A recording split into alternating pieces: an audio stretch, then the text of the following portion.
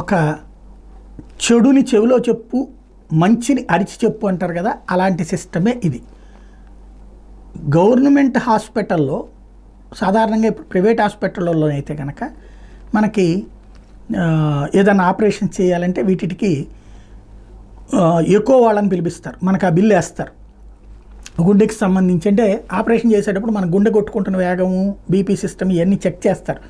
అంతా సక్రమంగా ఉందంటేనే ఆపరేషన్ చేస్తారు, లేకపోతే ఆపేస్తారు, లేట్ చేస్తారు, మందుల్ని కొంచెం ఇది చేసి చేస్తుంటారు అనమాట. ఈ ఎక్కువ దానికి మిషన్స్ మన దగ్గరికే వచ్చేస్తాయి. కానీ గవర్నమెంట్ హాస్పిటల్లో ఒక చోటనే పెట్టడం వలన, అది కూడా 2వ అంతస్తులో పెట్టడం వల్ల సఫర్ అవుతున్నటువంటి వ్యవహారానికి సంబంధించి సిటీ ఎడిషన్లో గుంటూరులో వచ్చినటువంటి వార్త. సర్వజన ఆసుపత్రిలో ఎకో కార్డియోగ్రామ్ పరీక్ష కోసం రోగులు తీవ్ర ఇక్కట్లకు గురవుతున్నారు. కాళ్ళకు గాయాలై చేతులకు ఎముకలు విరిగి నడవలేక కొందరు స్ట్రెచ్చర్ మీద వస్తుంటే, మరికొందరు చక్రాల కుర్చీలో ఎన్నో ఇబ్బందులు పడుతూ వస్తున్నారు.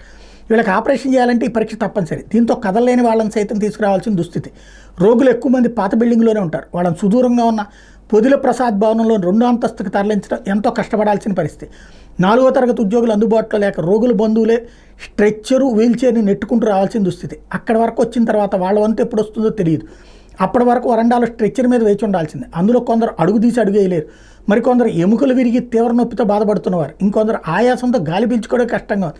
అలాంటి వాళ్ళందరికీ ఆరోగ్యశ్రీ పథకం కింద చికిత్స అందించేందుకు అనుమతి కావాలంటే ముందస్తుగా గుండె పనితీరుని తెలుసుకునేందుకు అవసరమైన ఎకో కార్డియోగ్రామ్ పరీక్ష తప్పనిసరి చేశారు.